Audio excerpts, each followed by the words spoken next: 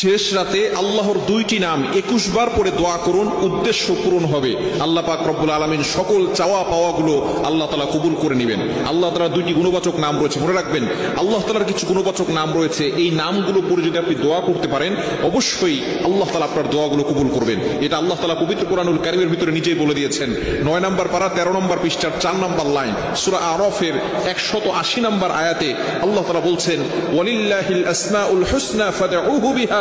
আল্লাহ তাআলার এই গুণবাচক নাম পড়ে যদি কেউ দোয়া করে আল্লাহ তাআলা তার দোয়াগুলো অ্যাকসেপ্ট করে নেন, কবুল করে নেন। এজন্য শেষ রাত যে সময় আল্লাহ তাআলা প্রথম আসমানে এসে বান্দাদেরকে ডাকেন, এই সময় যদি কোনো ব্যক্তি আল্লাহ তাআলা দুইটি নাম পড়তে পারে আল্লাহ তাআলা তার সকল উদ্দেশ্য পূরণ করে দিবেন। এই দুইটি নাম সূরা ইখলাসের ভিতরে রয়েছে। আমরা সূরা ইখলাস সকলেই জানি। সূরা ইখলাস এমন সময় নাজিল করা হয়েছে যখন আল্লাহ তাআলার এই পরিচয়টা সূরা ইখলাসের ভিতরে আল্লাহ তাআলা দিয়ে দিয়েছেন।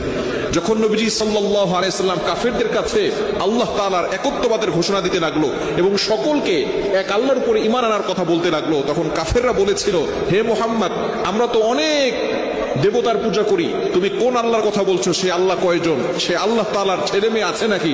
তখন আল্লাহ পাক রব্বুল আলামিন সূরা ইখলাস নাযিল করে দিলেন।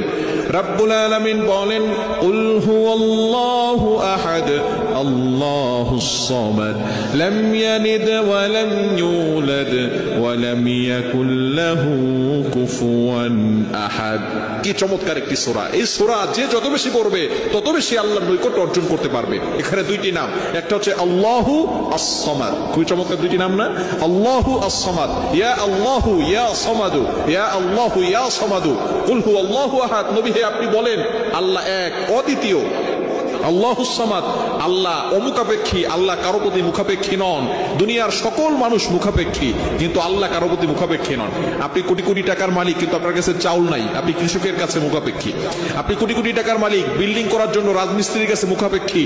সুতরাং বোঝা গেল দুনিয়ার সকল মানুষ কোনো না কোনো কিছুর প্রতি মুখাপেক্ষী, কিন্তু আল্লাহ পাক রব্বুল আলামিন কারো প্রতি মুখাপেক্ষী নন। এজন্য আল্লাহ তাআলার এই দুইটি নাম 21 বার পড়বেন শেষ রাতে, ইয়া আল্লাহু ইয়া সামাদু, ইয়া আল্লাহু ইয়া সামাদু, ইয়া আল্লাহু ইয়া সামাদু।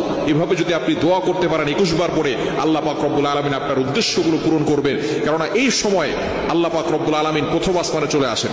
বুখারী শরীফের হাদিস, নবীজি সাল্লাল্লাহু আলাইহি ওয়াসাল্লাম জানিয়ে দিয়েছেন যে এই সময় আল্লাহ তাআলা প্রথম আসমানে এসে বান্দাদেরকে ডাকতে থাকেন, বান্দা কার কি লাগবে আমি আল্লাহর কাছে চাও, আমি আল্লাহ তাআলা তোমাদের চাওয়া পাওয়াগুলো পূরণ করে দিব। কে অভাবের ভিতরে আছো আমি আল্লাহর কাছে বলো, আমি অভাব দূর করে দিব। কে বিপদে পড়ে গেছো আমি আল্লাহর কাছে বলো, আমি আল্লাহ তোমাদের বিপদ দূর করে দিব। কিন্তু আমরা এই সময় ঘুমিয়ে থাকি। মুয়াজ্জিন 5 বেলা মানুষকে ডাকে, হাইয়া আলাস সালাহ হাইয়া আলাল ফালাহ, কাম টু দ্য সাকসেস, সফলতার দিকে আসো, কল্যাণের দিকে আসো।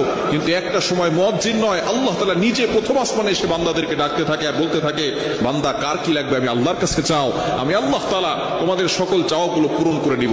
এজন্য শেষ রাতে আপনি আল্লাহ তাআলার এই দুইটি গুণবাচক নাম পড়ে 21 বার পরে আপনি আল্লাহর কাছে দোয়া করবেন, ইয়া আল্লাহু ইয়া সামাদু। এটা পড়ে আপনি আল্লাহর কাছে দোয়া করবেন, ইনশাআল্লাহ আল্লাহ পাক রব্বুল আলামিন আপনার সকল চাওয়া পাওয়াগুলো পূরণ করবেন। আপনি অভাবে আছেন, টাকা পয়সা নাই, বিভিন্ন বিপদের ভিতরে পড়ে আছেন, মানুষের কাছে গেলে এটা শেষ হবে না।